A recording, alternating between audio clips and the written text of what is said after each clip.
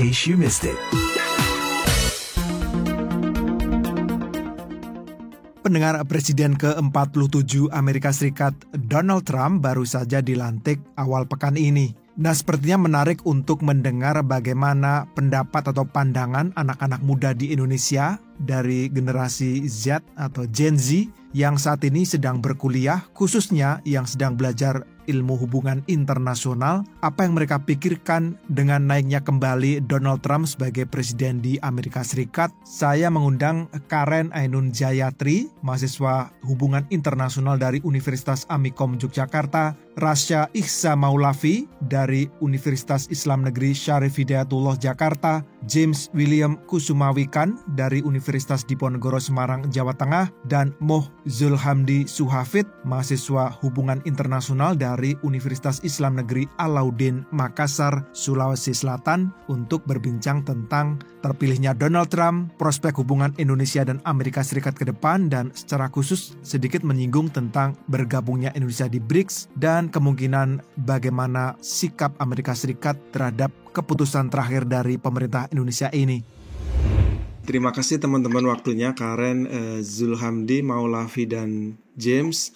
Presiden Amerika Serikat resmi berganti ketika Donald Trump dilantik pada hari Senin waktu Amerika atau dini hari Selasa di Indonesia. Saya pengen komentar Karen terlebih dahulu soal figur yang mungkin dipahami atau diterima oleh Karen tentang Trump ini seperti apa.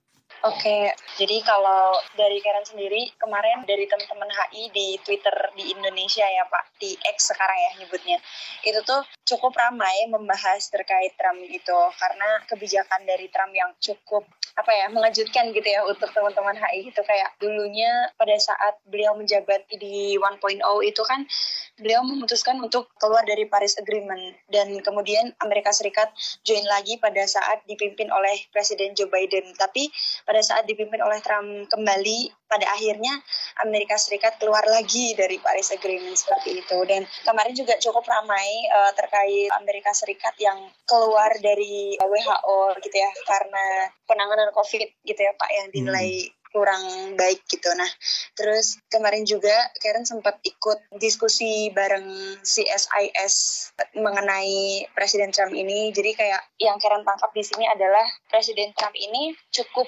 tegas gitu ya Pak, proteksionisnya gitu. Kayak misal Joe Biden kemarin itu kan cukup proteksionisnya kan dibungkus dengan cantik. Kalau Presiden Trump ini sendiri kayak kebijakan yang dia buat ya berdasarkan kayak misal Presiden Trump ini tidak ingin ada kerjasama dengan China, ya beliau memutuskan itu gitu. Jadi kayak cukup tegas, dan kalau dibilang bahasa ininya kayak agak galak gitu ya Pak.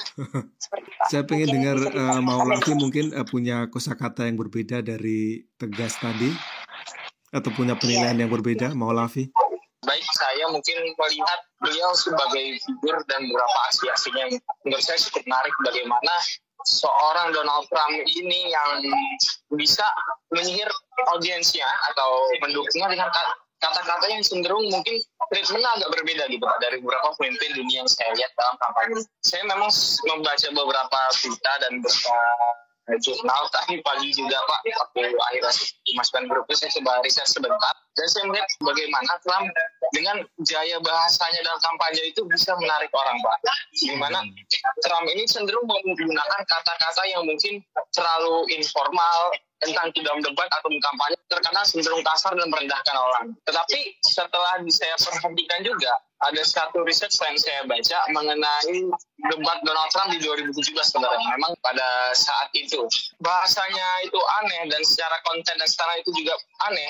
Tetapi itu sangat familiar, akhirnya bisa menemukan audiens dengan karakternya sendiri. Di mana Trump yang mungkin memang terkenal sebagai populis, bisa menggunakan sifatnya itu untuk menunjukkan dia sebagai seorang populis yang sangat baik. Memang di Amerika Serikat oleh pendukungnya, dan terbukti dalam pemilu 2024 bulan November, dia menang, itu gaya itu bisa diterima. James, saya pengen pendapatmu soal bagaimana gaya ini ketika dibawa ke kancah internasional. Menurutmu apakah ini cocok Kalau bicara soal gaya komunikasi seorang pemimpin, terbukti Pak, misalnya ketika Saddam Hussein atau Muammar Gaddafi itu bahkan merokok di dalam ruang sidang PBB gitu ya, merobek kertas. Bahkan yang kemarin terakhir itu anggota parlemen di New Zealand yang protes sambil menyanyikan lagu daerah, teriak kemudian menari sambil menyobek kertas. Itu saya kira saat ini di dunia internasional justru malah terspotlight dan memberikan antitesa kepada para politisi yang biasanya bermulut manis, Pak.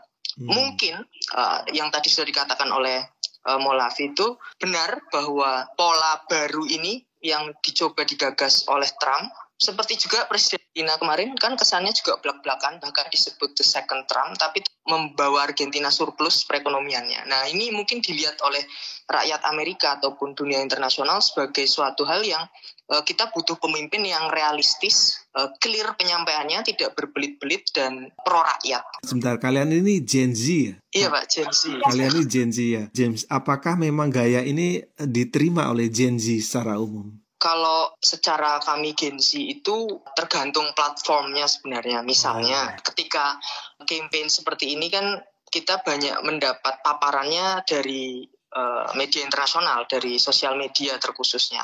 Trump misalnya mengeluarkan kata-kata yang fenomenal gitu ya.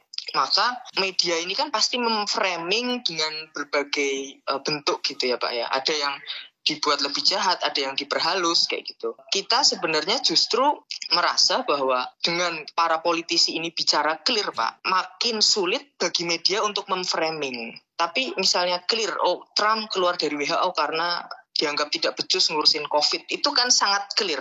Istilahnya media misalnya di TikTok ataupun di X itu akan harus memelintirnya lebih riwah lagi Pak, lebih susah lagi. Maka kami dari Gen Z ini mungkin malah justru merasa, oh ya informasinya sudah clear banget nih gitu. Jadi kami lebih menerima, mungkin seperti itu Pak. Zulhamdi, saya pengen tanya soal kalau kalian sebagai Gen Z mungkin bisa menganggap itu keterbukaan ya, transparansi komunikasi begitulah. Dalam bahasa yang halus, dalam diplomasi yang kamu tahu Zulhamdi, apakah memang ini bisa diterima, diplomasi internasional maksud saya? Dan sebagai orang Indonesia, atau anggap saja calon diplomat Indonesia, bagaimana kamu memandang ini? Baik Pak, bagi saya diplomasi yang dalam konteks hubungan internasional yang dapat kita lakukan dalam kancah internasional tidak melulu atau tidak selalu menggunakan negosiasi diplomasi yang formal. Jadi saya rasa ada hal-hal yang perlu bahasa yang sederhana, bahasa yang frontal, bahasa yang kontroversial untuk melakukan sebuah diplomasi. Jadi saya rasa ini adalah gaya kepemimpinan, gaya bahasa yang dilakukan oleh Presiden Donald Trump untuk melakukan diplomasi internasional. Jadi bagi saya hal ini sebagai Presiden Amerika Serikat, saya melihat gaya bahasa yang dilontarkan oleh Presiden Trump pada saat dilantik pada tanggal 20 kemarin itu merupakan upaya untuk bagaimana memperlihatkan agresifnya seorang Presiden Amerika yang terpilih, dalam hal ini Presiden Trump, untuk memperlihatkan kepada dunia internasional bahwa ini adalah wajah saya sebagai pemimpin Amerika yang sekarang, yang akan memimpin 4 tahun ke depan Amerika Serikat. Kalau kita berandai-andai, kamu, Zulhamdi, dan mungkin teman yang lain, kalian akan pada suatu ketika menjadi diplomat bagi Indonesia dan kemudian harus menghadapi politisi seperti Trump atau mungkin pemerintahan seperti Trump. Zulhamdi, apa kira-kira sikap atau saran bagi pemerintah atau posisi politik hubungan internasional yang tepat bagi Indonesia ketika berhubungan dengan karakter seperti Donald Trump ini? Bagi saya, dengan melihat wajah kepemimpinan dari Presiden Amerika Serikat yang terpilih ini, maka diplomat Indonesia harus melakukan diplomasi yang adaptif. Harus kita mampu membaca suatu kondisi di mana ternyata politik luar negeri yang dilakukan oleh Amerika Serikat ini cukup agresif terhadap negara-negara yang memiliki hubungan dengan negaranya. Jadi, jika saya diposisikan sebagai diplomat, maka kebijakan luar negeri yang perlu dikeluarkan oleh pemerintah Indonesia adalah harus ada tindakan adaptif, kemudian berkesesuaian dengan kepentingan nasional negara Indonesia dan saling adanya kebermanfaatan. Kira-kira seperti itu, Pak. Kalau Karen, bagaimana akan berposisi sebagai diplomat ketika menghadapi pemerintahan seperti ini? Oke, kalau dari Karen sendiri sebenarnya sependapat juga sih Pak, melihat kepemimpinan Donald Trump yang cukup ini ya Pak. Mungkin melihat lagi kepentingan nasional dari negara kita mungkin bisa cukup bersifat adaptif.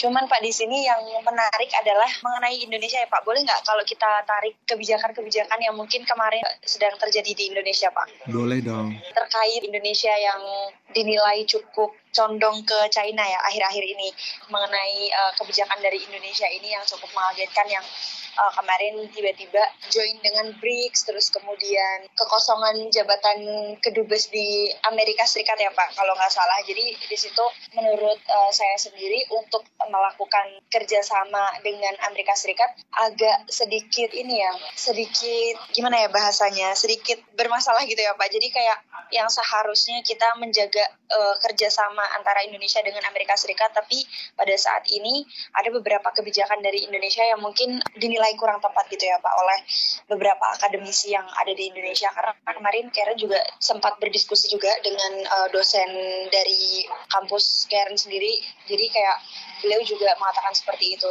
Menurut pandangan Karen sendiri itu cukup menantang ya Pak, karena dengan posisi Presiden Trump sekarang, melihat ketegasan beliau mengenai kebijakan yang beliau ambil terkait hubungan dengan China gitu ya Pak. Karena beberapa peneliti itu melihat beliau itu bisa memutuskan kerjasama dengan negara lain apabila negara tersebut bekerja sama atau secara terang-terangan dekat dengan China gitu ya Pak. Karena Amerika Serikat kan seperti yang kita tahu cukup tegang dengan China seperti itu. Nah, dengan adanya seperti ini kayak Indonesia yang bergabung dengan BRICS, terus kemudian beberapa kali mungkin terlihat lebih condong ke China, dan ada kekosongan masa jabatan di kedutaan Amerika Serikat, itu kan cukup menjadi pertanyaan apakah Indonesia benar-benar ingin menjaga kerjasamanya dengan Amerika Serikat. Mbak Lavi, gimana suaranya soal ini? Karena tentu pemerintah sudah menimbang-nimbang ya, saya mau dekat ke China atau ke Amerika. Kalau menurut Mbak Lavi bagaimana? Saya rasa untuk Indonesia yang memang sudah dari awal bebas aktif itu membuat kebijakan yang akhirnya menjauhkan kita dari salah satu reigning powerhouse di dunia, Amerika yang dengan ekonomi besarnya dan lain sebagainya. Pendengar, demikian perbincangan saya dengan Karen Ainun Jayatri dari Universitas Amikom Yogyakarta, Rasya Isa Maulavi dari UIN Syarif Hidayatullah Jakarta, James William Kusumawikan dari Universitas Diponegoro Semarang Jawa Tengah, dan Moh Zulhamdi Suhafid dari UIN Alauddin Makassar yang berkuliah di program studi hubungan internasional di masing-masing universitas itu. Terima kasih dan sampai jumpa kembali.